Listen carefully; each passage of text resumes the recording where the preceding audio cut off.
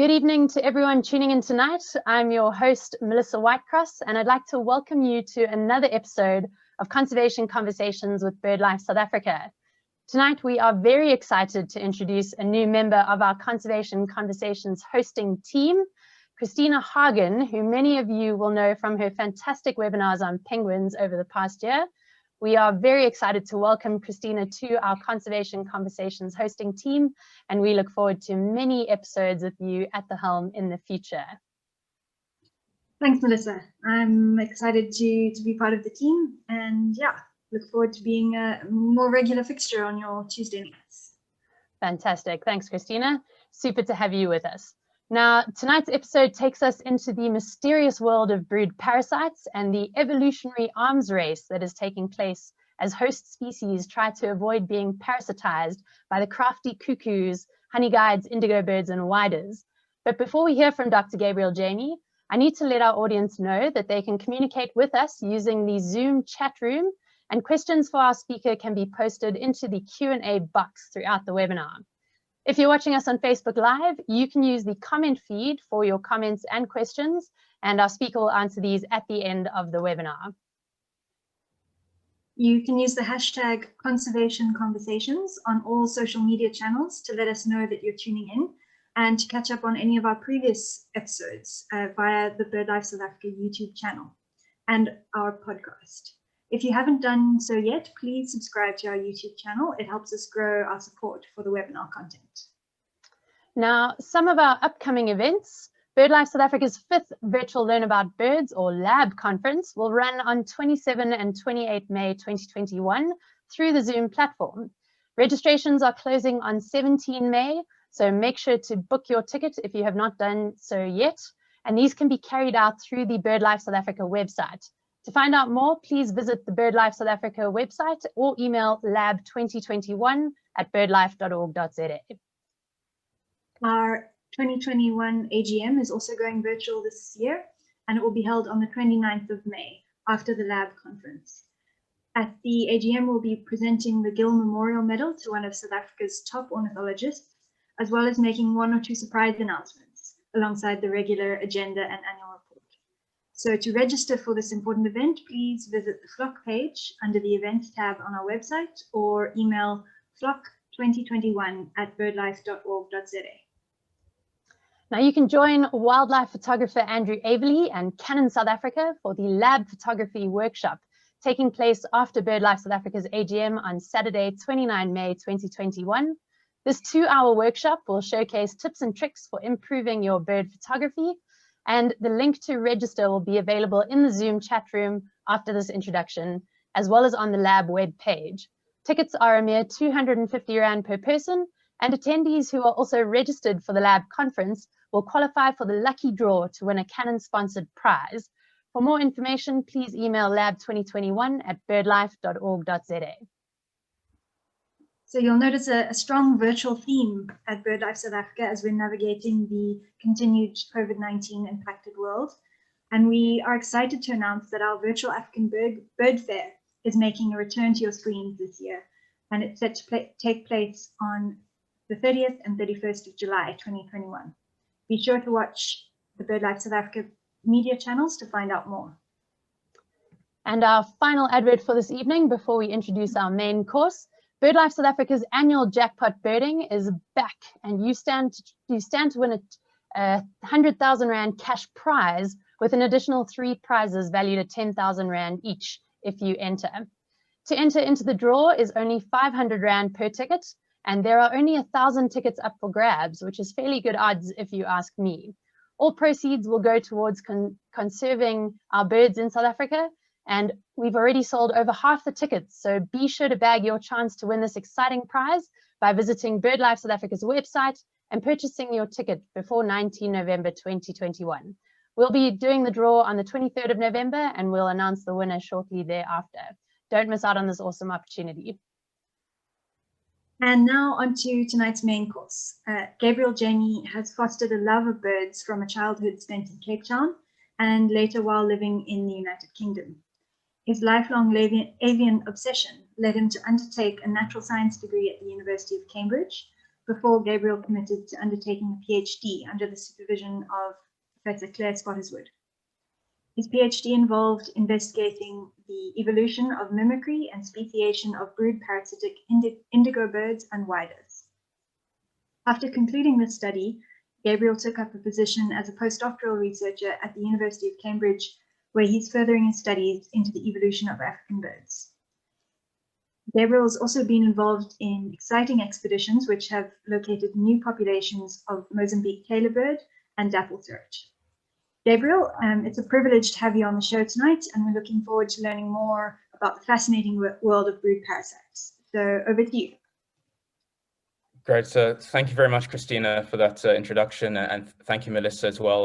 Yeah, I'm really honored to have been invited to speak as part of this series, and it's yeah, fantastic for me to have an opportunity to share a topic that's very close to my heart and that I've been involved with now for a number of years. So yeah, it's fantastic to be able to share that with you. Let me just share my screen.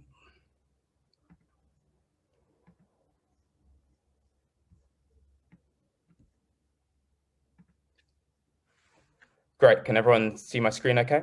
We can indeed. All over to you, Jamie. Fantastic. Thank you very much. Cool. So yeah, as was stated before, the topic of this talk is going to be on the weird and wonderful world of brood parasites. In particular, I mean, Africa is blessed with an incredible diversity of brood parasites, and it's something that you know, often when people ask you, you know, where's the best place to go birding in the world or something like that, and you know, if you look at like species richness, everyone says, you know, like South America. But you know, if you're interested in interesting life histories and behaviors and things like that, and you're interested particularly in brood parasites, Africa is the place to go because it has by far the highest diversity of these incredibly interesting and exciting species. So that's, yeah, I hope to convince you of that over the course of this talk. Okay, so the first thing that I should really establish is what is brood parasitism, and I think this image sort of really captures the message quite clearly. So brood parasitism is this phenomenon where you have birds, but it also occurs in lots of other groups of animals. But in this situation, birds which forego their parental duties. So instead of laying their eggs in their own nests, building their own nests, laying their own eggs, incubating their eggs, feeding their young, and going through that whole process, what brood parasites do is they find the nest of another bird and lay their eggs in that nest instead. And we often refer to in this interaction. So here, for example, is a Cape Robin chat that's feeding a young red-chested cuckoo. And this is one of the amazing things about brood parasitism in general, is that it's, you know, it produces these kinds of incredibly unlikely and sort of quite odd juxtapositions of different species, often with huge size discrepancies between the two. So when we talk about brood parasitism, you'll often hear me and others refer to the concept of the parasite and the host. And often I find, especially if I'm talking to people in a who aren't scientists or birders, they often feel that I'm using the word parasite in a kind of pejorative, you know, context, that I'm making some judgment on these cuckoos, or, you know, some judgment about their lifestyle. But the word parasite in an ecological context has a very specific meaning, and I should just preface that I'm not using this in some sort of pejorative sense where with any judgment. If anything, it's said with admiration, as I hope to show you when you see the amazing strategies that they've evolved to dupe their hosts.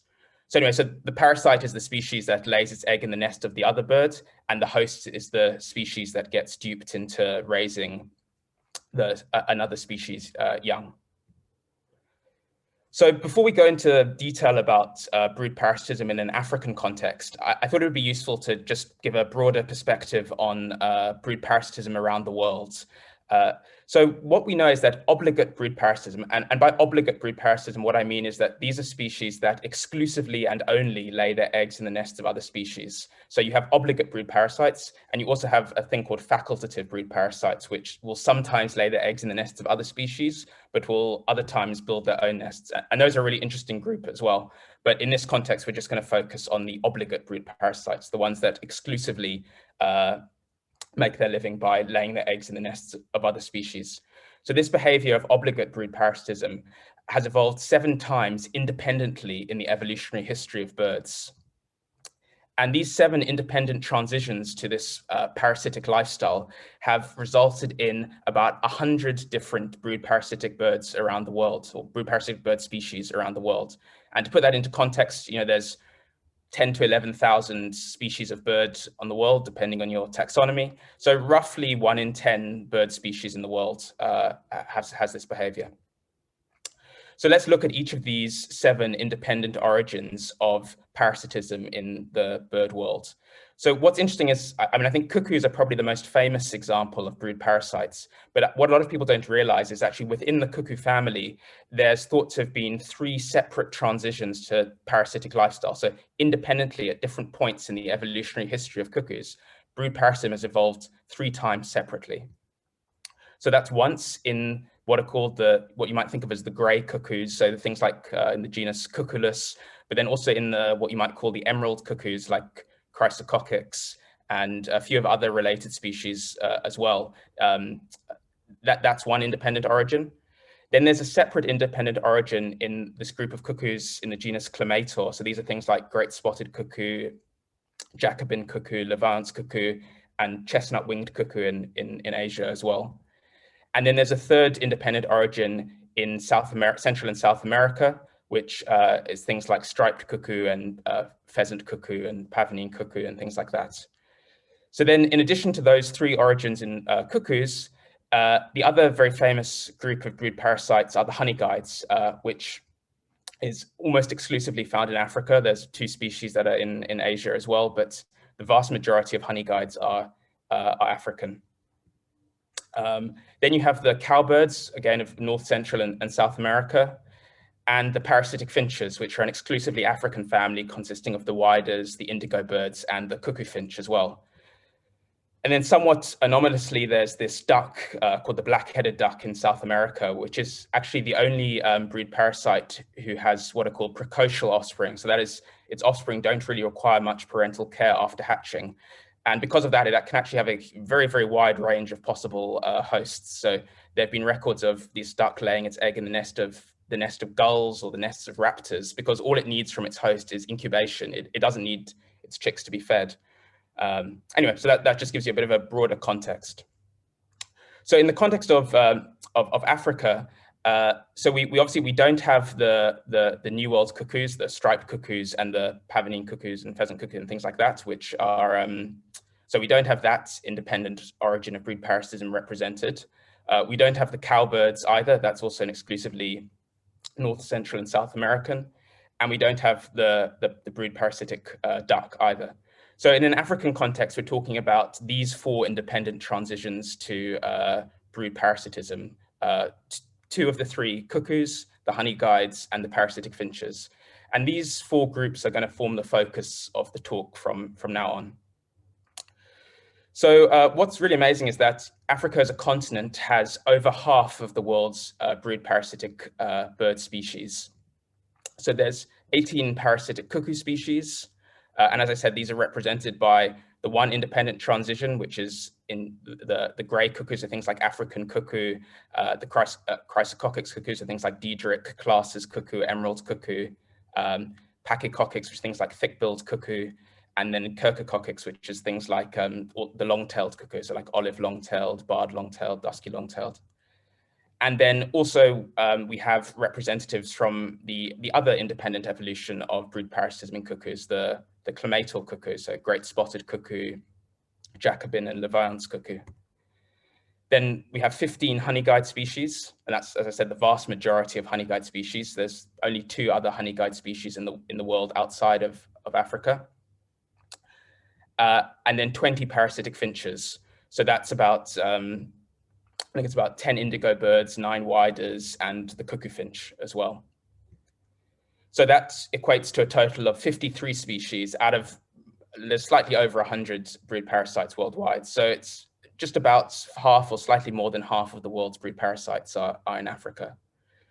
But what's really amazing is that the hosts are unknown for 1/3 of Africa's brood parasites. So we've only, for 1/3 of those species, we're only inferring that they're brood parasites because every other species that's closely related to it is a brood parasite. So it is a very good, it is very likely that they are brood parasites, because it actually seems in the evolutionary history of birds, it's very rare that you get a transition to brood parasitism and then a reversion back to normal parental care. In fact, I actually don't know of any examples of that. So it is very likely that these species are brood parasites, but in particular amongst a lot of the rainforest dwelling species, a lot of the rainforest dwelling honey guides, and a lot of the rainforest dwelling cuckoos, we really don't know what the hosts are, although there are various ones that are suspected, and we're going to come back to that a bit later. So another important point to emphasize is a lot of people, I think, consider the word cuckoo to be synonymous with the word brood parasite. But in actual fact, there's a lot of cuckoos that aren't brood parasites. So in an African context, the cuckoos are part of the cuckoo family, but they aren't brood parasites. They build their own nests, raise their own young. Some have quite interesting parental care strategies, but they're not brood parasites. Similarly, the malcoas, these are also part of the cuckoo family, not brood parasites. And then finally, in a Madagascan context, you have the amazing kuas, also in the cuckoo family, also not brood parasites. So that's important to bear in mind when thinking about cuckoos. Okay, so let's first look in a bit more detail at the parasitic cuckoos that live in Africa. So as I said, the one independent transition that we've got quite a lot of are the cuckooless cuckoos, and the other one is these chrysococcus cuckoos. So in this situation, African cuckoo and classes cuckoo. And the other one we've got are the Clamato cuckoos. So here's a great spotted cuckoo, and we've also got Leviance and Jacobin as well. Okay, so let's look at the cuckooless cuckoos and their allies in a little bit more detail. So first, let's start with the genus Cuckoolus, because this is probably the one that's most familiar, both to observers in an African context, but also to observers in a European context. So yeah, the African cuckoo is probably the most, is probably the most widespread of the gray cuckoos, and a lot of you will know it because it's also got this very distinctive call, which I'm just going to play for you right now.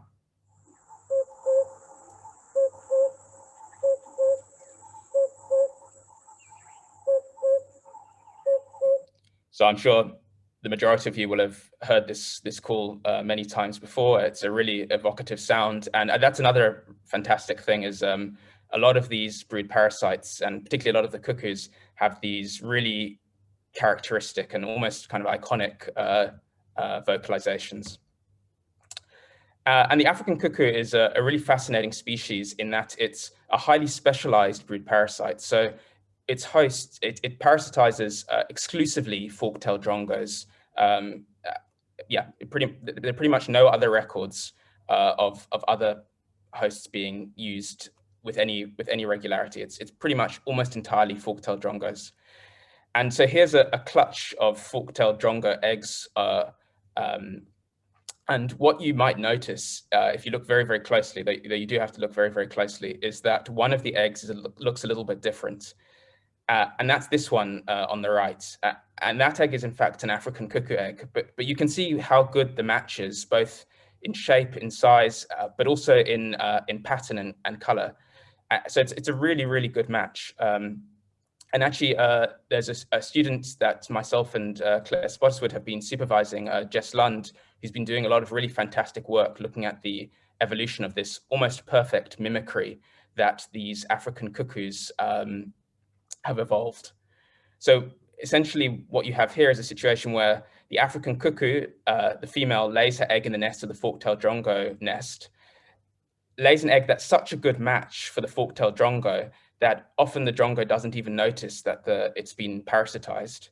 And then this has severe consequences for the drongo, because after the African cuckoo hatches, it does this amazing thing where it pushes the egg out of the nest of the fork-tailed drongos. And it will also push, if there's a chick in the nest, it will also push that out the nest. So it literally kills everything else that's around it in the nest. So that's something to bear in mind whenever you hear or see an African cuckoo. you can think that it started its life in this way. And this is what results. You get these incredible scenes where you have a juvenile African cuckoo there at the bottom of the nest, and then a kind of bewildered looking fork-tailed drongo parent who's being forced to feed this chick that looks almost nothing like its own chick. And this is still kind of one of the long-standing questions in the study of these birds, is why is it that, that at the egg stage, often such exquisite mimicry has to evolve in order to dupe these drongos into accepting their eggs. And even sometimes the drongos will still be able to pick out the egg, even though it's an incredibly good match.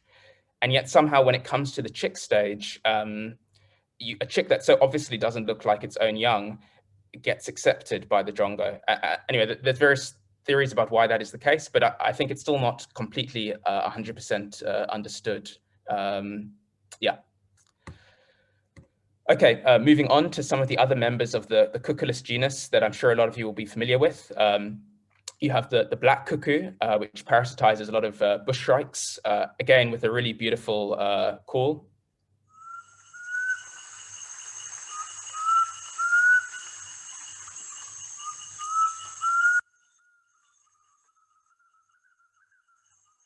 And what's nice in that recording is you can also hear that kind of manic chatter. That I think it's the female that does that primarily, but it's a really fantastic sound.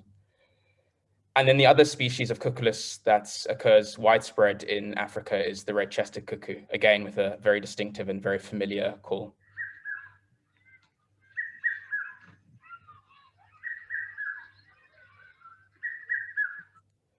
And these primarily parasitize robin chats, but they also do things like wagtails. This is a really nice image, I think, of Warwick Tarboton's with a mountain wagtail here coming down the branch to feed a recently fledged red-chested cuckoo.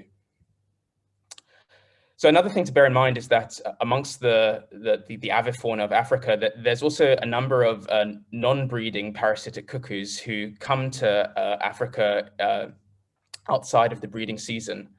So the most regular of these is the common cuckoo, which again it has a very distinctive call, but which obviously you're unlikely to hear in an African context. But if you ever go to Europe or parts of Asia, you'll hopefully hear this call.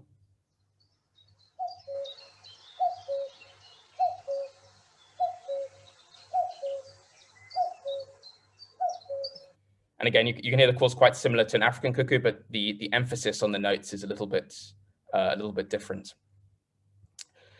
Then the other non-breeding visitor that we get in Africa is the Madagascar cuckoo, which, as the name suggests, breeds in Madagascar, but occasionally comes to visit Southern Africa. And I think there've been a few this season, actually, that a lot of people have gone to see.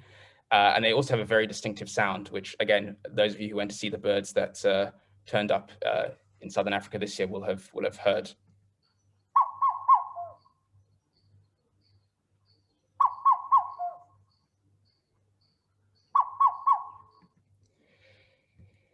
And then we also have the lesser cuckoo, which breeds in Asia, and small numbers come in the non-breeding season to East Africa.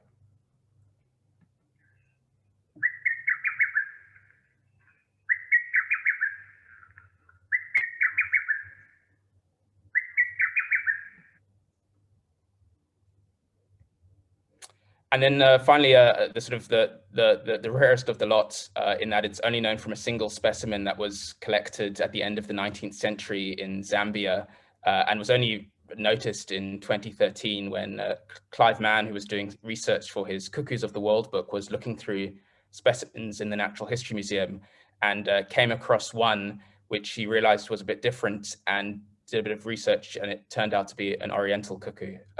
So this is to my knowledge, the only record of Oriental cuckoo from the African continent was this bird that was collected at the end of the 19th century in Zambia.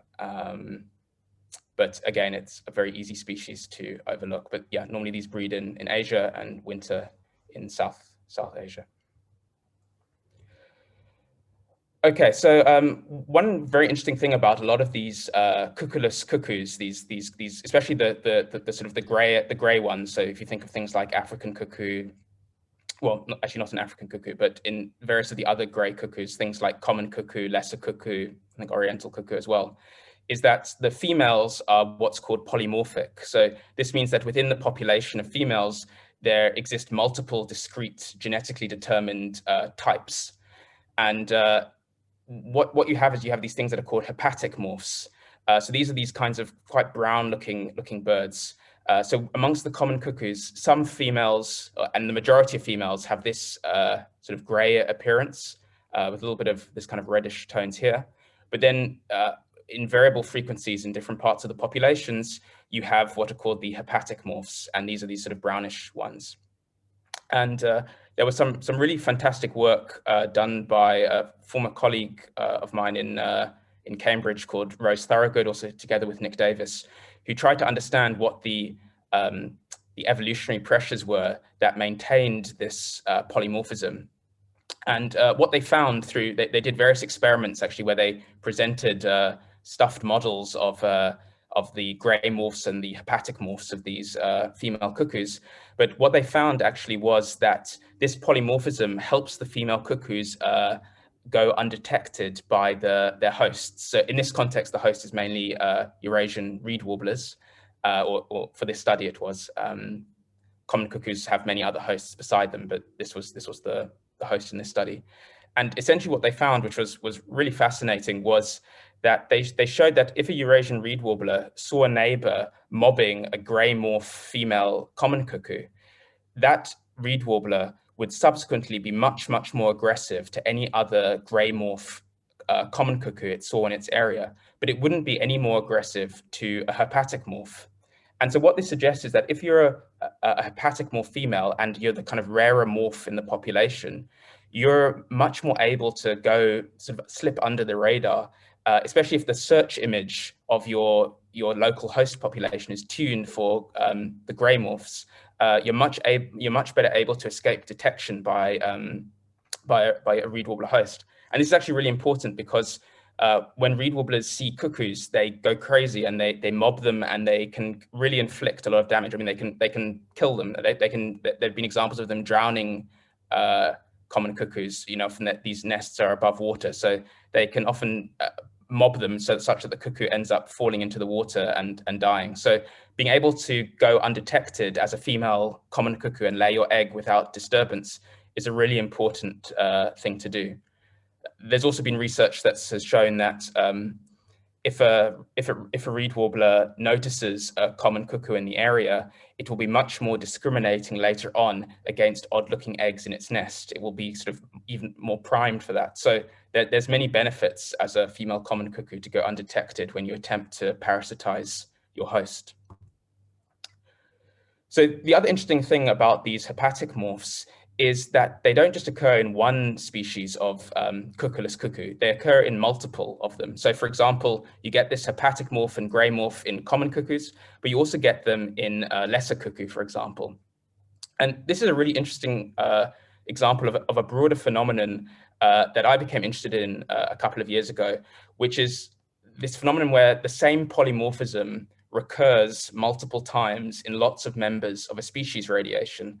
And this struck me as a kind of as a kind of strange, it seemed to raise an evolutionary problem, because so if you have an ancestral population that has multiple morphs in it, and if that ancestral population then splits to form new species, so during the speciation process, often what happens is that only a subset of that ancestral genetic variation gets inherited into the daughter species, because usually what happens when species form, usually what happens is you have a founding population or a subset of the ancestral population either splits off somewhere else or is maybe divided by some geographical barrier.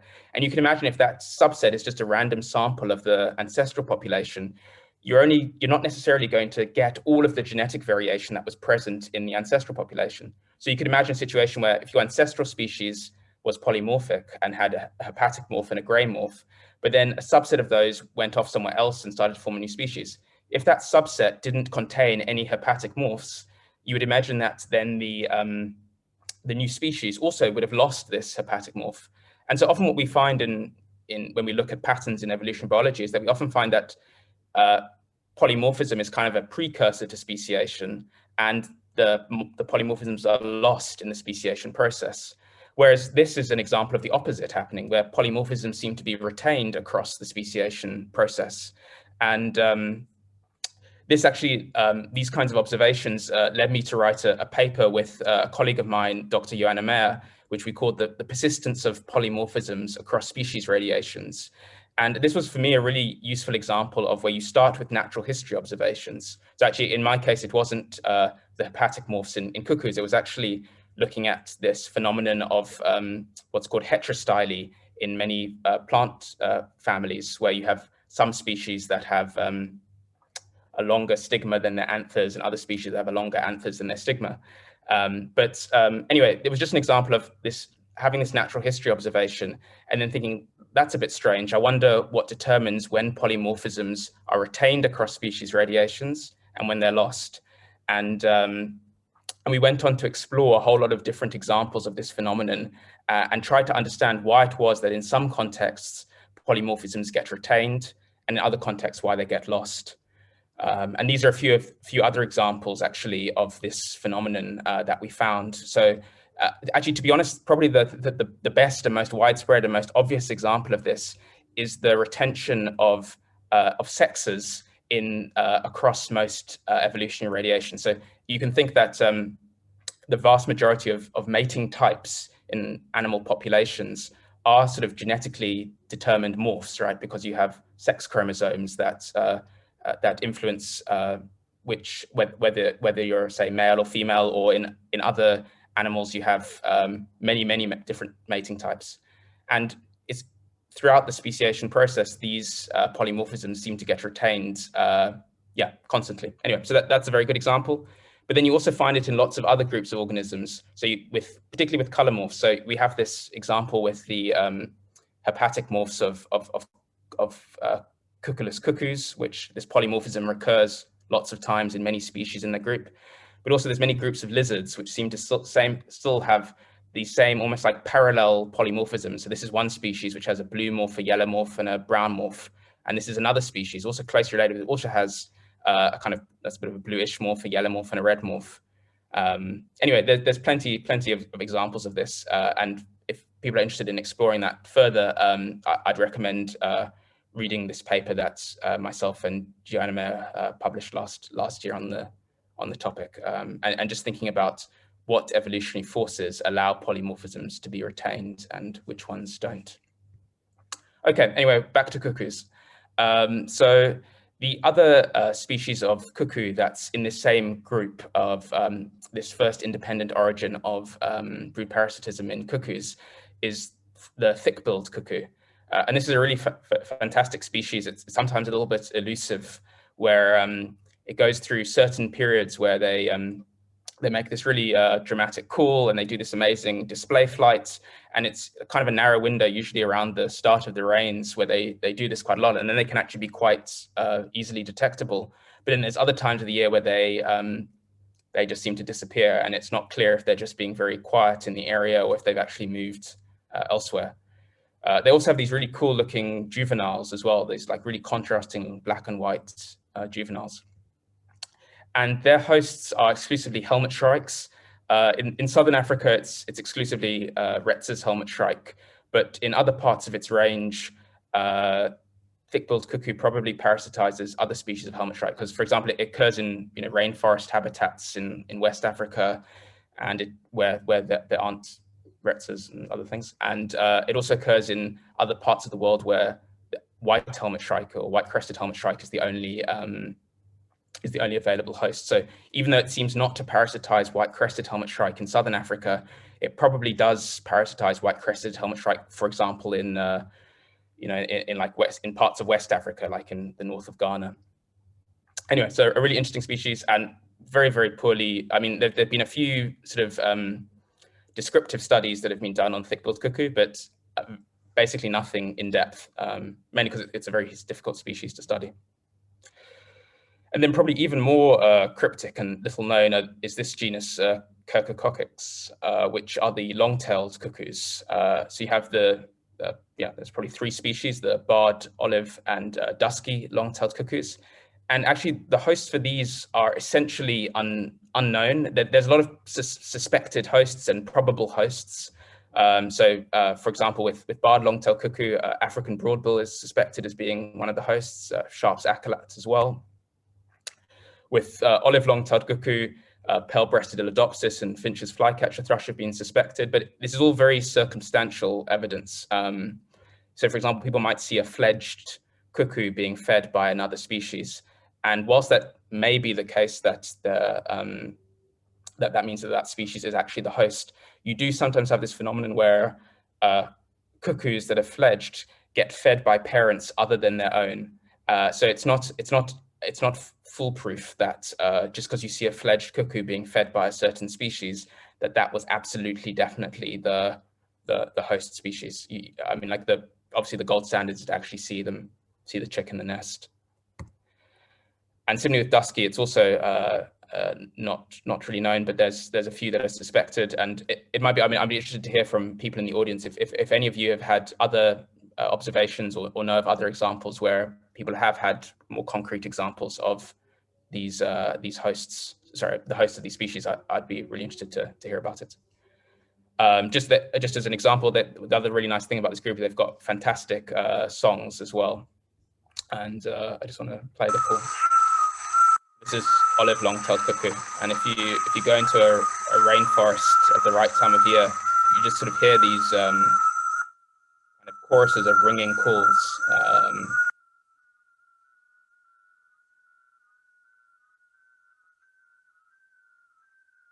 Yeah, it's really fantastic. That was in Ghana actually, and okay, and now moving on to the other group of cuckoos that are represented in Africa. So these are the Clamato cuckoos. These are things like great spotted cuckoo, which parasitizes various starlings and crows as well. This species has been very well studied in Europe, particularly in Spain, and there have been some studies in an African context, but again, yeah, not really sort of the same kind of long-term studies that, for example, have been conducted on this species in Spain.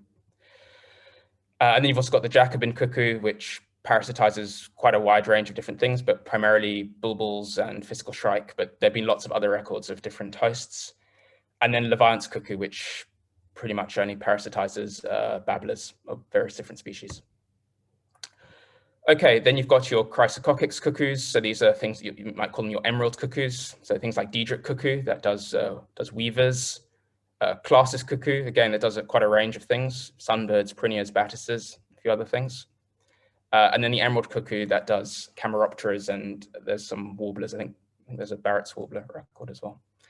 And then probably the rarest of the group is the yellow-throated cuckoo, for which there's only one record of parasitism, which was, I think, Michael Mills and a few others observed a bird being fed by a grey-throated tit flycatcher in Gabon a few years ago. So it's probably not exclusively parasitizing that species, but that's the only record that we have. Okay, let's move on to the honey guides. So the most well-known ones are in this genus called Indicator. So this includes things like the greater honey guide, the lesser honey guide, scaly-throated honey guides, and then there's a whole suite of forest honey guides that are very poorly known that are also in that genus. Essentially, from pretty much all of those forest honey guides, the hosts are not known. It's sort of suspected that it's tinkerbirds or barbets or things like that, but it's really not known. Then you have the honeybirds. These are things in the genus Prototiscus. So that's things like brown-backed honeybird and green-backed honeybird and cassins. And then you have a couple of groups that are even more poorly known honey guides. So you've got Melicnutus. This is the Longtailed honey guide, which is a really amazing looking rainforest species. And then probably the least known of all is the two in the genus Malignamon, which is Zenkas and yellow-footed honey guides, which barely get seen, let alone people knowing what their brood parasites are. So, I mean, yeah, these are very, very poorly known species in an African at all. They're very, very poorly known. Okay, I thought I'd just go into a little bit of detail about indicator as a species. The indicator, I'm particularly looking at greater honeyguide, because that's probably the species that's been worked on most. My former PhD supervisor, Claire Spottiswoode, did some really fantastic work looking at the nestling adaptations that these greater honeyguides have. So they've got this incredible hook to the tip of their beak, this quite murderous looking thing, and that's exactly why they have it. So what Claire showed was that they use this hooked beak to kill their nestmates. So this is a brood of little bee-eaters that this greater honeyguide chick has recently dispatched. And this is a video of the honeyguide killing its little bee-eater nestmates. And this is all happening in the dark as well. So this is with an infrared camera.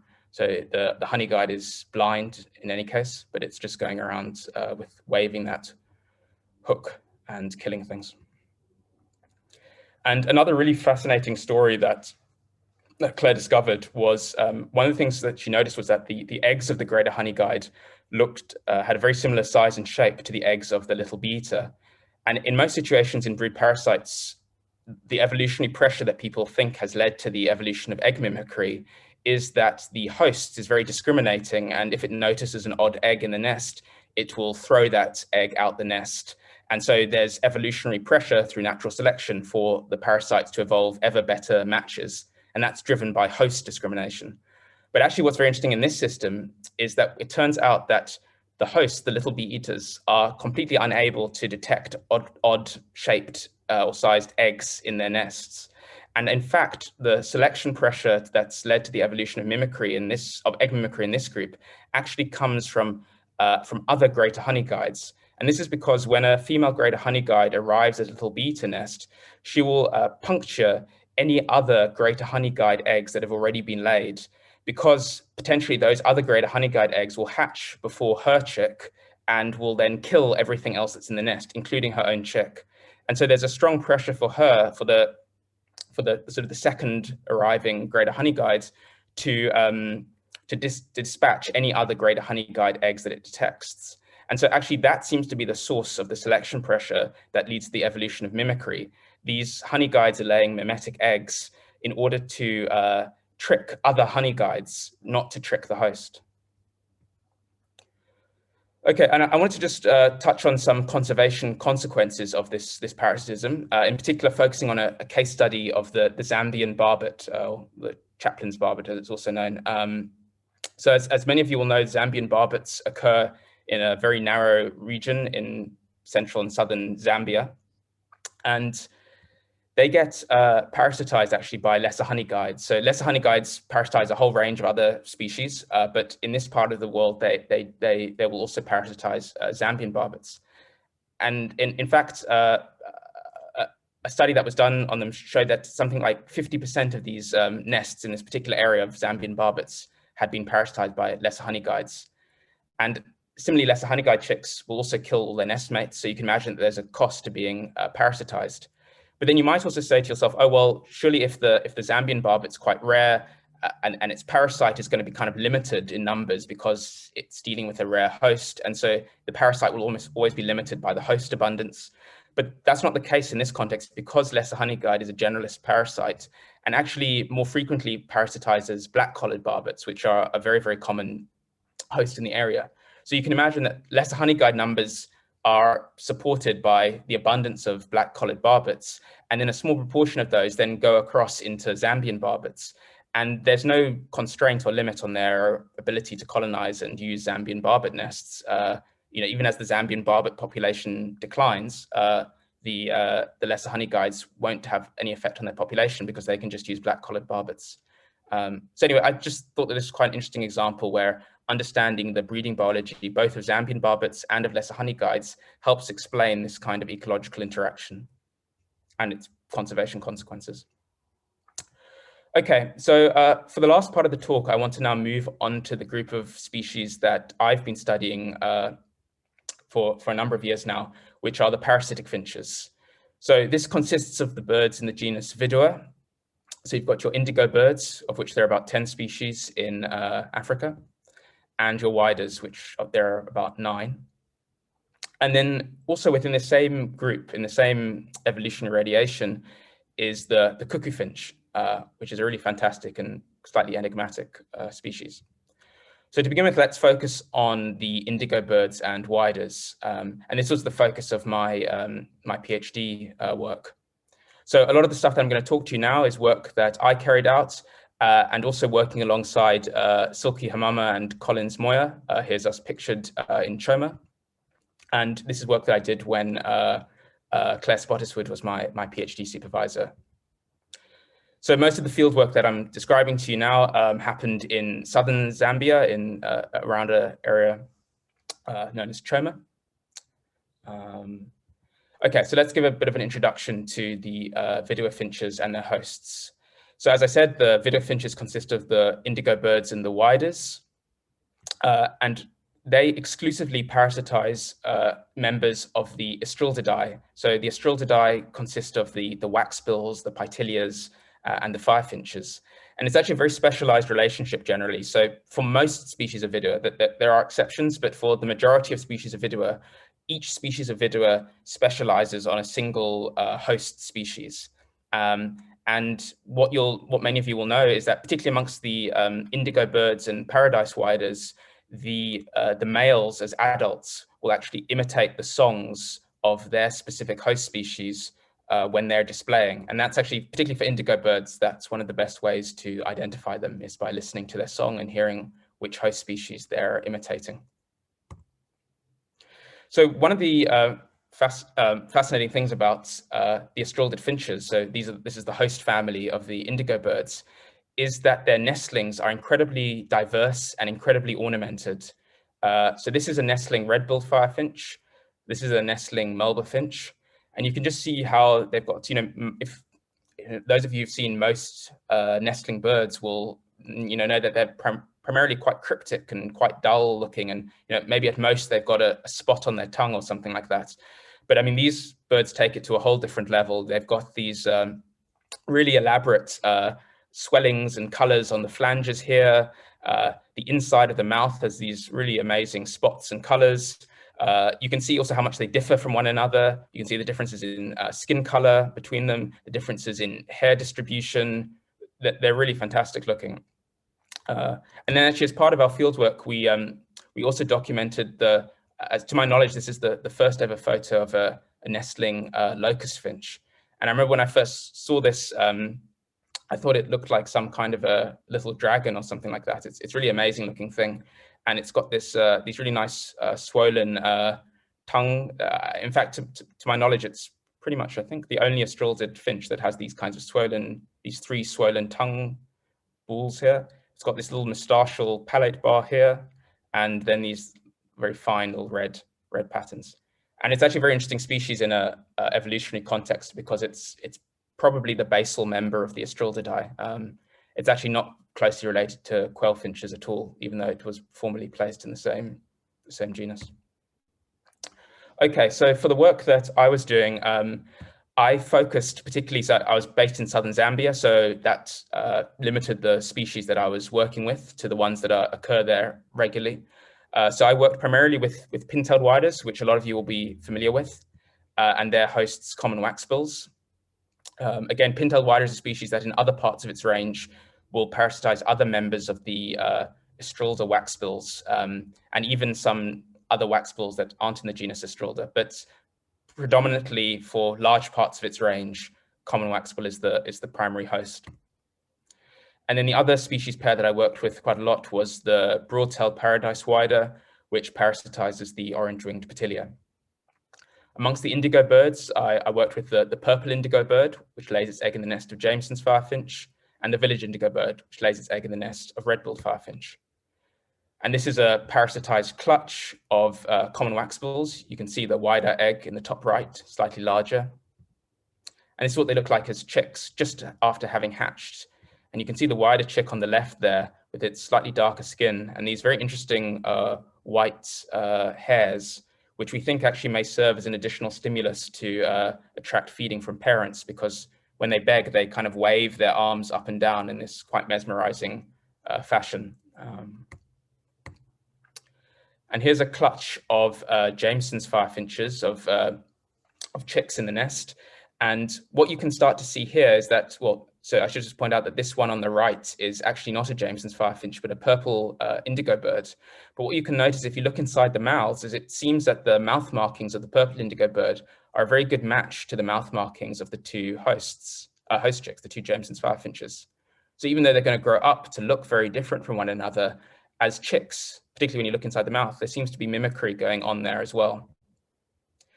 So one of the projects that I was working on in my PhD was to really quantify this mimicry, and not only quantify it, but also quantify it from a bird's visual perspective, because birds see the world differently to humans. They've got a different number of color-sensitive photoreceptors in their eyes, which makes them, for example, sensitive to ultraviolet light. So in order to really understand whether the extent of mimicry in the system, and also the extent to which it was in different aspects of color and in different aspects of pattern, we had to not only just look at it as humans, but we also had to filter it through a bird's visual system. In order to do this, we had to photograph inside the mouths of these birds. And as you can imagine, that's quite challenging. And so we developed this system where essentially what I would do is I would gently hold the chick so that it bits on the apex of a prism. So here we can see me doing that. So this is me holding the chick such that it bites on the apex of the prism. And then, as you can see on the previous image, the camera is pointing vertically downwards onto the flat surface of the prism on the other side.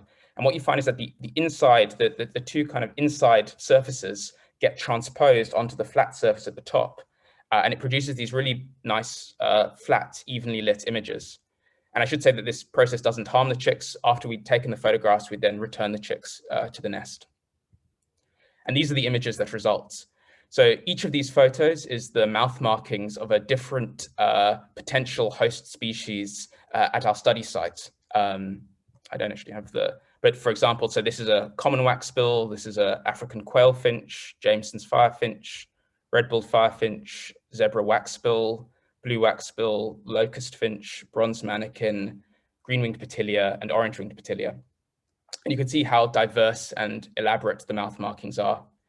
And what was fantastic was the article when we published this, the photographs were so striking and so kind of that they really told the story so well that the journal decided to put them on the front cover of the issue that it was published in. So that was for us a really fantastic and validating experience, because evolution is, you know, one of the journals that, or certainly that I most respect in our field. And then to have that image on the front cover, you know, really does wonders, I think, for just for people appreciating the beauty of these birds. And I think that's what's also wonderful about working on species like this, is that, you know, I don't necessarily need to have graphs and plots and, you know, bar charts and things like that to make the point. You can just really show these striking images and people can relate to those images very quickly. Okay, so what I found when I quantified the mimicry was that they did indeed mimic the mouth markings of their specific hosts. So this is the first host pair. So we've got this is the mouth marking of a pin-tailed wider. This is the mouth marking of its host, the common waxbill. Here's a purple indigo bird and Jameson's firefinch. And here's a broad-tailed paradise wider and its host, orange-winged petilia. And you can see how good the mimicry is. But what you might also notice is that whilst the mimicry is very good, it's not perfect. And there actually are some consistent differences between the mouth markings of the parasite and the host. In particular, if you look at the tip of the bill of the parasite, you can see this kind of M-shaped marking here, whereas the common waxbill has these two parallel stripes. Similarly, if you look at these front three spots here, they're slightly larger in the parasite than they are in the host. And if you want to find out more about the potential adaptive explanations for these differences, again, I'd highly recommend reading our paper that we published in Evolution on this. And then also there's a popular article that I wrote in one of the recent Africa Birds and Birding magazines. The other amazing finding was that it wasn't just the mouth markings and appearances of these nestling birds that were so diverse and elaborate, but the begging calls were equally species specific. So these are sonograms, again, of a range of different potential host species at the study site. And I don't have time to play them all for you now, but you can, just by looking at the sonograms, just see how diverse they are. So as I said, these are 8 different species. Each one has its own characteristic sound. And again, what we found was that the parasites mimic the begging calls of their specific hosts. Again, I think I don't have time to play you all of the begging calls, but if people want to hear them at a later point, I can go back and do that. Again, here's another pair. These are the broad-tailed paradise white and the orange-winged petilia. Again, you can see the structural similarities in the call. And then finally, in the purple indigo bird, Jameson's firefinch comparison. Again, these very interesting comparisons. And then the final component that was really diverse between different host nestlings was the way they moved their heads. So actually, here's a brood of African quail finches begging. And you can see when they beg for food, this is me just tapping them on the beak to stimulate them. They wiggle their heads in this very characteristic way. Similarly, a brood of Jameson's firefinches also wiggle their heads, but along a slightly different axis. And what we found was that the parasites mimic the movements as well. So here's a broad-tailed paradise wider chick waving its head from side to side. You can see it extrudes its tongue out as well in a very characteristic way. And here's a young orange-winged petilia, its host, also extruding its tongue and waving its head. And this image now just brings it all together, what we call multimodal mimicry. So it's mimicry in all these different sensory modalities, the visual, the postural, and the auditory. Fancy Peacock was very generous to let us use his really beautiful illustrations to show the different adult males of all the species, and just really showing that despite the incredible mimicry that you get at the nestling stage, as adults, they look really distinct, especially the males. Okay, so I think I was going to talk to you a little bit about the cuckoo finch, which is the kind of final component of this thing, but I realized that we're running a bit short on time, so I'm gonna actually skip over the cuckoo finch section. A lot of you will have come across that anyway with the amazing work that Claire Spottiswoode has done on that. Essentially, the take-home message is that the cuckoo finches have this incredible egg mimicry of their hosts, which are things like tawny flank prinia and cisticolas. Okay, so just to finish up, I just want to plug that next week I'm going to be giving another talk, which will be exclusively focusing on indigo birds and widers and exploring in a bit more detail about their mimicry, but also their remarkable imprinting and speciation mechanisms. So if you're interested in finding out more about that, I'd highly recommend tuning in for that. That's going to be part of the Learn the Birds series. And similarly, if you want to find out more about our research, I'd highly recommend going to our website, which is africancuckoos.com. There you can find out about the research done by myself and a lot of other members of our research team, which I haven't had time to explore in detail right now. So that just leaves me to thank a lot of people. That's huge numbers of people in Zambia, in the UK, in America, and South Africa. Particularly, I have to thank most of all my PhD supervisor, through which a lot of this work happened, who's Claire Spottiswoode. And here you can see two of the main people I did a lot of the work with, Collins Moyer and Silke Amama, and also Stephen van Belleghem, who I did a lot of the image analysis alongside. And then finally, the Leverhulme Trust, who funded a lot of the research that I was involved with. Great, so on that note, I'd like to say thank you very much for listening, and I'm happy to take questions. Thank you so much for that. That was absolutely fascinating. And I had no idea that we had over 50% of Africa's brood parasites. So thank you, Gabriel. I certainly learned a hell of a lot tonight. There you can put any questions you have for Gabriel in the Zoom Q&A box or in the Facebook Live comments, and we'll try and check both. And also just a reminder to participate in the post-webinar survey, which will pop up when you exit the webinar. It will only take about 2 minutes of your time. And then next week's webinar is Dr. Chris Lotz, who'll be giving us a rundown on the BirdLife South Africa checklist and how our BirdLife South Africa list has evolved over time. Awesome. So on to some exciting questions, Gabriel. I hope you're ready. Jackie Murray's got our first one for the evening, and she wants to know, why does it look as if the hosts are often smaller birds than their parasites? Yeah, that's a great question. So that is actually predominantly the case, that the hosts are smaller than their parasites. It varies a little bit. So in some situations, it's really extreme, like with a lot of the cuckoos, for example. Like particularly, you see things like, or in the European context, you see like a common cuckoo being fed by a reed warbler or a little pipit or something like that, and and you think that the chick's going to eat the host or something like, but then you have other situations where it's not quite as exaggerated. So amongst the indigo birds and widers, the parasites are slightly bigger than the hosts, but it's not a huge difference. And then you have some situations in the New World or in North, Central, and South America where you have things like screaming cowbirds is very similar in size to its host. So it is a sort of a general pattern, but there are exceptions. The possible reason why it happens is that often the situation is that the parasite kind of wants to exclusively monopolize the food of its, access to the food of its that the parents are providing.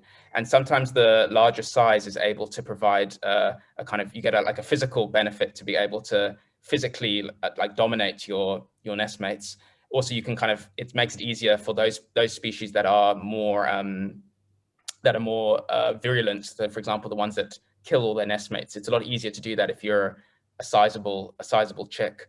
So yeah, it does seem to be a general phenomenon, but yeah, I'm trying to think. I think I don't know if this is true completely, but off the top of my head, I would say that generally the more virulent parasites, the one that have to kill all their nestmates, tend to have the biggest asymmetry in size, and the ones that generally get raised alongside their hosts, it's a little bit less important. So maybe that's one of the determinants.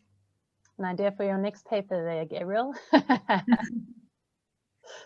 And then onto a question from Michael Rampedi.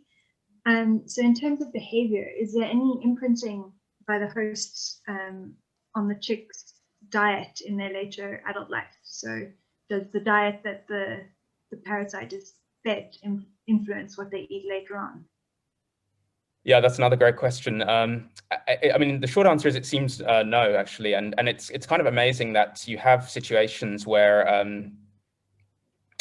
where somehow the chick knows what it needs to eat as an adult, despite having been brought up on another diet as a nestling, and it's part of a suite of characters that these brood parasites seem to have, where they, I mean, so diet is one thing, but migration is another one, where a lot of these brood parasites, particularly some of the cuckoos, are highly migratory, and even though they've never seen their parents, they've never seen anything, they're being raised by species that have very different movement patterns as well as diets, they somehow innately know where to go and how to, basically like how to live their lives.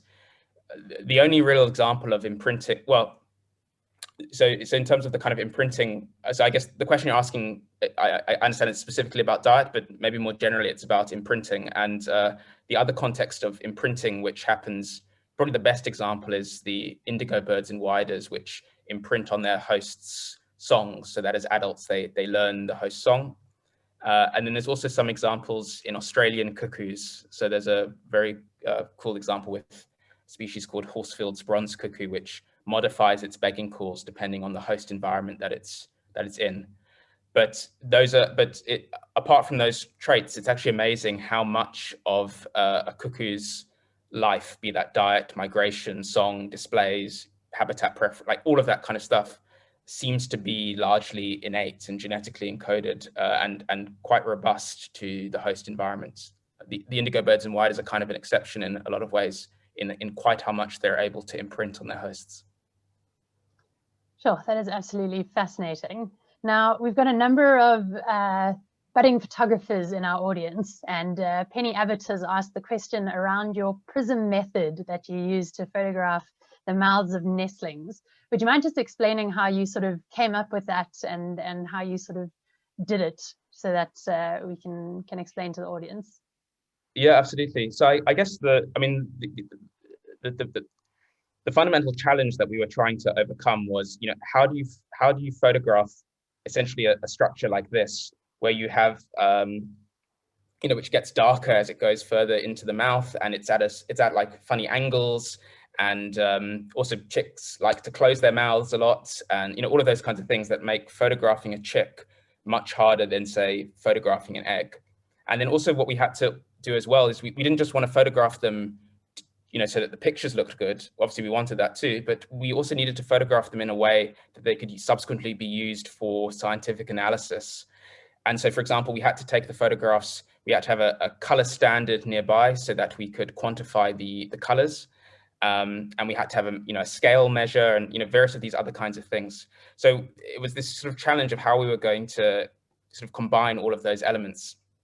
And I think the idea actually initially came from there was a colleague of mine who used to be at Cambridge called Julian Troscianko. And actually, I think he was the first person. Claire and I had been talking about this problem for a while. And then at one point, one of us went to talk to Julian about this. And he was the one actually who first suggested, why don't you try seeing if they'll bite on a prism? And I'm actually not sure where the idea for that came from for him. I mean, it was a really genius idea. And in the past, what people have tried to do is they kind of have to photograph inside the mouths. So they have like two kind of bits of string, essentially that just gets separated a little bit. And then the chick kind of, essentially the beak rests on either side of the string, but then the string gets in the way. And anyway, whereas so essentially, yeah, that was how we sort of came up with the method. And then what we had to do is we had to find a way to hold that prism on a block, right? Or in some sort of, we had to find some way to support that prism, and also to then make it sure that we could get a color standard that would also be seen through the prism as well, right? Because we didn't want the color standard to be somewhere else in the image. And so that's when we came up with this this kind of block structure, which had I could show you the image in the would you like to? We can. Yes, if that's Go for it. Sorry. Let me just show you in the image. Let's see, sorry. Oh, I was meant to be sharing screen there. Sorry. So actually you can see the next thing I was going to talk to you about was nest thieves. We didn't get onto that. I think we're going to have to get you on for part 2, Gabriel. Sorry, where am I looking? Yeah, it was just there, wasn't it? No, was it? No, it was just after here. Yeah, so I mean, just so you get a sense of the kind of overall structure. So the other thing as well that I kind of wanted a system where also I could take those photographs, just me as well. So actually in the end, what happened was, so a lot of the early photographs I just took myself. So you can see, for example, that I've got my one hand up here, trying to press down, on the shutter there. And then I have my other hand holding the chick, and there's the color standard that you can see there, which is sort of resting on this little ledge on this wooden block that we had this was a custom built wooden block, the only one of its kind. And then you can see we rest the prism on these 2 metal nails that come out here. And yeah, so essentially sort of, yeah, there's me holding the chick and there's me taking the photograph. Actually, in the end, it worked out better where I actually had someone who was a kind of assistant who I would set all the camera settings and get the chick into position. And then when I said ready, they would then press down, because that then gave me more control to, and then, sorry, just the other component to all of this is that it's hard to see here, but we have 2 different filters on the lens, because again, as I said, we wanted to quantify ultraviolet reflectance as well. And so we had 2 different filters, one that only allows ultraviolet light through and one that allows everything but ultraviolet light through. And essentially we then had, and there was a kind of a sliding window here that allowed us to move these 2 filters across the camera without changing the whole setup and knocking anything. And so from those 2 images, you could then subsequently put that, there's various image analysis toolkits, like Image J and things like that, that you could then subsequently actually get quantitative measures of color. Yeah, because ultimately, actually, I mean, obviously for the paper, even though I said that it's very nice to just have images, ultimately to kind of prove your case, you need to have statistics and quantification. And so we needed to get that out of it. And yeah, that was the process. Just one thing, I do know that there's some researchers who are working on annies in Central America, which is another group of cuckoos, and they've now kind of appropriated this technique to annies, but obviously with annies you need a much bigger prism. So yeah, anyway, but it's be interesting to see what results that produces. Fantastic. Oh, sorry, I just stopped. Okay. And then a question from Eddie Jermike. What you kind of touched on it during your talk, but what strategies do the hosts use when it discovers and identifies a foreign egg? Oh, sorry, let me just, my computer's about to die. Yes, please plug in so long. Yeah, actually, well, maybe can I show you a video I was going to show you from the Prinias that, sorry, can I just share screen again? Because it answers that question, actually. You're a well-prepared scientist, Dr. Jamie, with having that auxiliary material ready. Yeah, no, it's always good to have a few slides in reserve. Yeah, actually, so the question was, for example, if they detect an odd-looking egg, and again, I didn't have time to go into detail in the cuckoo finch system, but essentially in the cuckoo finch system, the mimicry is not happening at the chick stage like it is with the indigo birds and whydahs, but it's happening at the egg stage. And this is just an example of, here's a cuckoo finch egg, and here's the Prinia egg. So that one of their main hosts is tawny flanked Prinias. And essentially, when a Prinia detects an odd-looking egg in the nest, this is what happens. So there you can see, this is the Prinia coming out of the nest with the egg actually impaled on the tip of its beak. And so you can see there it is, and it flies off with that. Oopsie, sorry. So that's actually what happens when it detects an odd-looking egg. In this case, the tawny flanked Prinia, which is the host, literally impales it on its beak and flies away with it and disposes of it somewhere else. So the situation with the indigo birds and their hosts is a little bit different in that it's not the situation that if the host detects an odd-looking chick, it doesn't throw that chick out the nest. Instead, what happens is it actually just feeds it less than it otherwise would. So there is discrimination going on, that it will feed it less than it would a mimetic chick, but it doesn't actively throw them out the nest, which is what happens, for example, in Australia. There's a whole suite of cuckoos who do mimic their host chicks. And in that situation, if they don't get the mimicry right, good enough, they actually literally get thrown out the nest and die, obviously, as well. So that's a much more unforgiving system. Definitely don't want to mess that up. I see on Facebook Live, we've got a couple of questions coming in too. So we've got one here from Etienne Murray. I'm sure he's no stranger to all of you, and we've had him on the show previously. But Etienne says, a wonderful presentation, Gabriel, thank you. I'm aware that sometimes indigo birds succeed in parasitizing the wrong host. Can you talk about the evolutionary implications of this, please? Thank you very much, Etienne. That's a very, very good question, and yeah, it leads into a whole lot of very interesting biology.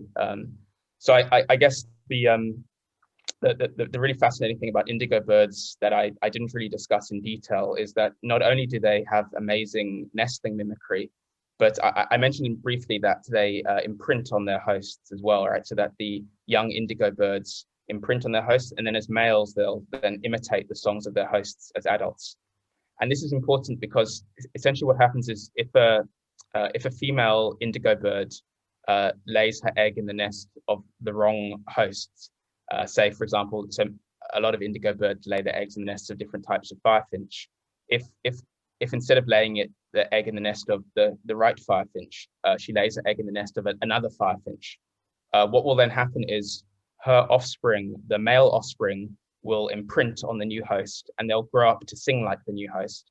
And actually the female offspring also imprint on the new host, but the way that they imprint is that their mate preferences are altered by that early life environment. So female indigo birds will grow up to be attracted to male indigo birds who sing like the host that she was raised by.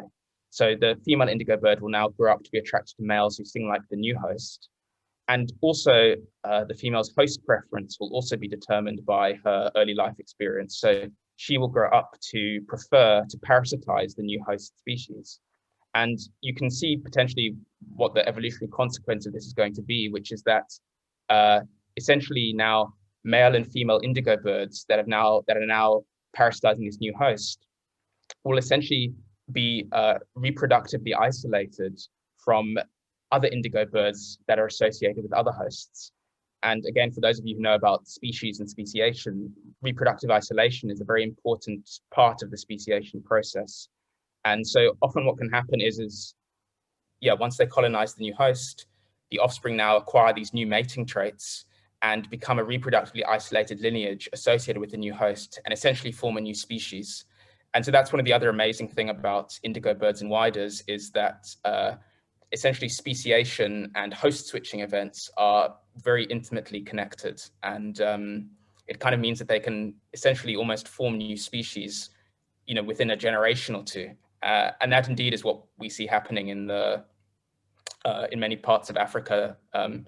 Again, this is something that we'll probably go into much more depth in the talk for Learn the Birds on the 20th of May. But there are many examples of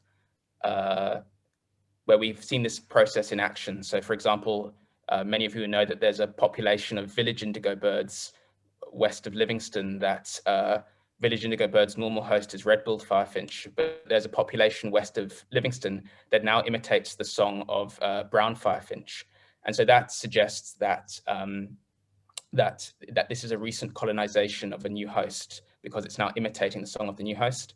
But interestingly, if you look at the nestling, it still retains the mimetic mouth markings of red-billed firefinch, its ancestral host. So this implies that it's a very recent transition. And I should say more generally, actually, to people who are still listening, is that myself and my colleagues are in the process of building up a database of indigo bird vocalizations. So I'd really encourage people to go out there and record indigo bird's song. And please, if you do that, you can email them to me with just where it was, the song, and then if you've got a photograph, that's fantastic as well. But basically those 3 bits of information: location, photograph, sound recording.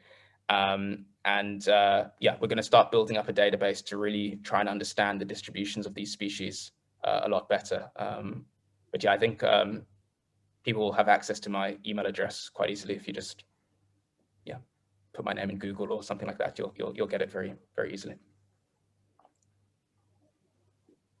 Yeah, that sounds like a fascinating bit of work. I hope you get lots of responses from that. So then Ariane Shade, sorry if I'm mispronouncing your surname, which Southern African species are facultative parasites? Do we have any? Yeah, that's a very good question. So I think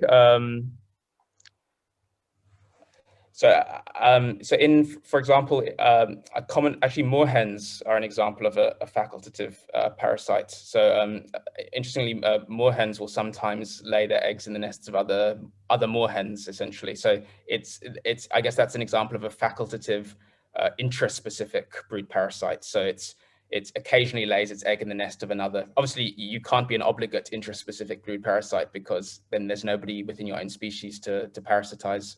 But yeah, I think moorhens do it a lot, and I'm trying to think of other examples. I'm sure there are a lot more examples. There are a lot of ducks. I know a lot of North American ducks have been studied that do it, and so I would imagine that a lot of the African ducks probably do it as well. But I'm not sure how much they've been studied. But I mean, that would be a really fantastic area to look in more detail. In terms of facultative interspecific brood parasites. I mean, the famous examples in a US context are yellow-billed and black-billed cuckoo, which are obviously they're in North America, where they're fascinating because they sometimes lay their eggs in the nests of other species. They sometimes lay their eggs in the nests of others of their own species, and they sometimes also make their own nests. To be honest, I can't think of examples in the African avifauna of facultative interspecific brood parasites. But I'd be fascinated if people can think of examples of those where a sizable proportion of the population sometimes lays the egg in the nests of other species and other times builds their own nests. I'd be really fascinated to hear about that. Definitely, and I'm sure if we get any feedback on that, we'll share that with you. I am conscious of time, and I think given that we still have over 250 people logged on, I think we'll each ask one more question before we let everybody loose. So Christina, I'm sure you've got one more lined up. My last one for the evening, Gabriel, is another one from Penny Abbott, and she's asking whether parents who have been parasitized work out that that has happened, and in subsequent breeding attempts are more vigilant to parasites. Has anyone done any work on that? Yeah, that's another fantastic question. I guess it's logistically quite difficult. So I would suspect, yeah. So most of the research of that type that's been done has been more to do with, in a single breeding season, if a host has indicators that there's lots of cuckoos around, like if they hear the calls of cuckoos, or if they see cuckoos, or and even if they see their neighbors see cuckoos or do something to, there's this amazing amount of social learning that happens. The difficulty, obviously, with what you're asking, where you track individuals across years, is that you then have to mark individuals and then follow them up from one year to the next. And yeah, that often presents a lot of extra logistical challenges. Obviously, it's not impossible, but it presents a lot of extra logistical challenges. So I'm actually not sure if people have done the work where they've looked at parasitism experiences in previous years, and bring those individuals and then followed them on to the next year, and then sort of done an experiment and seen whether those that got parasitized last year are more. It would be a fascinating experiment to do, but yeah, I guess you'd want to do it with a species that has quite high breeding site fidelity, so that you could, and hopefully high inter-annual survival as well. Yeah, I guess you'd want to find species that tick both those boxes, and then maybe that would make it. And I guess the other thing that would be easy is if you had a species where you didn't necessarily even have to ring them, whether they had some distinctive character or something that you could. But I don't know if that's would be the case. Obviously, birds molt their plumages, each year, so that might be difficult. But yeah, it'd be fascinating to follow that up. But I don't know of work that's done that. Thanks. Yeah, so many fascinating questions still to be answered in this field. But maybe one that you do know the answer to from Garrett FitzPatrick. Is it known how cuckoos with multiple, or any brood parasites, I guess, with multiple host species, such as Diederik cuckoos, are able to mimic host eggs at different coloration? Yeah, that's another really good question, and actually very much an active area of research at the moment. So I guess the answer is a bit involved, but I guess we can go there. So it's essentially so the problem as stated is that you have a brood parasite who has multiple host species, and each of those host species has a different colored or patterned egg, and each of those host species will also discriminate against odd-looking eggs in their nests.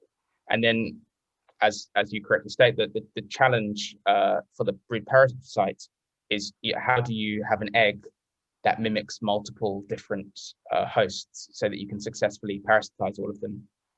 And actually, the way that it works, and this hypothesis actually was first put forward by, I think it was Punnett back in the early 20th century. So many of you who did high school biology will know of the Punnett squares and things like that. But essentially the way that it seems that some species are able to overcome this is that you have these female host-specific races. So whilst the species is a generalist at the species level, any one individual female only specializes on a single host species. So, for example, in the common cuckoo, for example, it is a species which has many different hosts. Any one individual female common cuckoo only specializes on a single host. So you'll have some common cuckoos laying their eggs in the nest, specializing on reed warblers, some specializing on meadow pipits, some on dunnocks, each of which have different egg colors, and for some of them they then mimic them. mechanistically, the way that happened. So yeah, but then the question you might ask is, okay, well, why don't they just then split into lots of different species, each one on a different host? And the reason they don't do that is because even though the females specialize on a particular host, males mate freely across these different females. And so that kind of maintains the gene pool kind of homogeneously. But what you might have noticed is that whilst it might maintain certain aspects of the gene pool, it won't maintain any aspects of the gene pool that are inherited down the maternal line. So particularly if you look at mitochondrial DNA, and also if you look at the W chromosome. So the other thing is that so sex chromosomes in birds are different to sex chromosomes in humans. And so in birds, the females are what are called the heterogametic sex, so that the females are WZ and the males are ZZ, which is the kind of the opposite to the human situation, where the males are the heterogametic sex in having two different chromosome types, XY versus XX, right? Anyway, but the upshot of all of this is that there exists this chromosome called the W chromosome, which is a female-specific chromosome. And it seems to be the case, although this is kind of ongoing work, that the W chromosome encodes the important, well, some of the important genes that are determining egg characteristics. And so that means that that females are able to specialize on specific hosts, and still mate freely with males from lots of different host populations, but maintain those host-specific genetic adaptations because they get inherited purely down the maternal line through the W chromosome. So that seems to be the way that it happens, but it's not 100% confirmed yet for a few species. Sure. I think, Gabriel, we are definitely going to have to get you back for a second session. There's just so much to learn about this absolutely fascinating topic. And a huge thank you to you for sharing your unbelievable expertise in this field. And I certainly have learned so much tonight. And I think based on the comments I'm seeing in the chat room, everyone has really, really loved your talk. So thank you for coming onto the show and putting so much effort into sharing all of your vast knowledge about these amazing brood parasites. And I'm sure everyone will look at them with new eyes based on what we've learned tonight. So thank you so much for sharing that with all of us. Thank you very much, Melissa. Yeah, I've really enjoyed it. And yeah, thank you to you both for inviting me. And yeah, also thank you to the audience for these, yeah, really fantastic questions. Brilliant. And a big thank you to our new co-host, Christina. Welcome to the team. And we're really looking forward to many more episodes with you on board. Everyone, I will leave the chat room open for a little bit longer. If you'd like to leave any comments for Dr. Jamie, you are welcome to type them into the chat room. And I see we're getting lots of love on Facebook Live as well, and we'll share all of that information with you tomorrow, Gabriel. From us, it's a wrap tonight. Thank you so much for spending another Tuesday night with the Conservation Conversations team. Keep your eyes on the skies and keep enjoying those birds. And we will see you again, same time, same place next week, Tuesday, for Dr. Chris Lott's talk on the bird checklist of South Africa. Good night, everybody. Stay safe, and we'll see you next week. Cheers. Thank you very much.